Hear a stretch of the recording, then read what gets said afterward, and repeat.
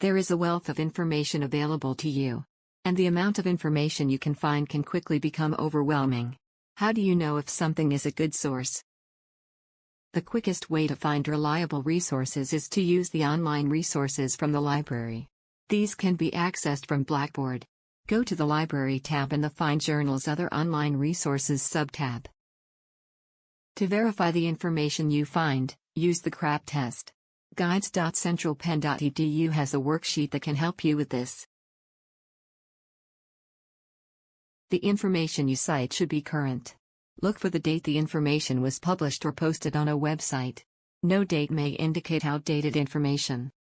Think about how relevant the information is to your needs. Does it answer the questions you have, and does it make sense to use this source over other sources? Is the information in the source accurate?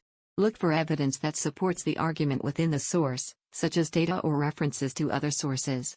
Perhaps the information has been reviewed by others, either by an editor or by peers in the field.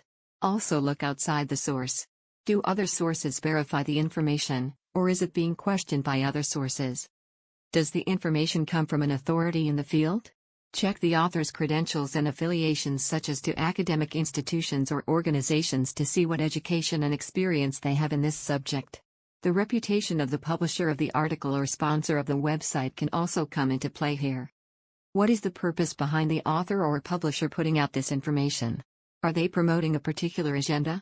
An obvious example is a website selling herbal medicines. They are probably a bit biased about the efficacy of herbal remedies. Ideally, your sources are impartial and the objective is to inform. Let's look at an example. Here we have an article on the Pacific tree octopus. From the URL we see this came from the Columbia Tribune, which sounds like it could be a reputable newspaper. It's written by someone who is the CPS science coordinator.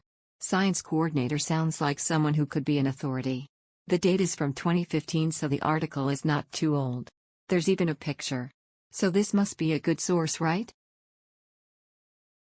Let's stop and think about this. What do you know about octopuses? Have you ever heard of them living on land? You might stop here. Discounting this article is ridiculous.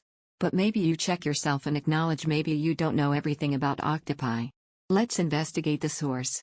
A quick internet search indicates that in this case the Columbia Daily Tribune is an actual newspaper with no obvious agenda for promoting octopuses.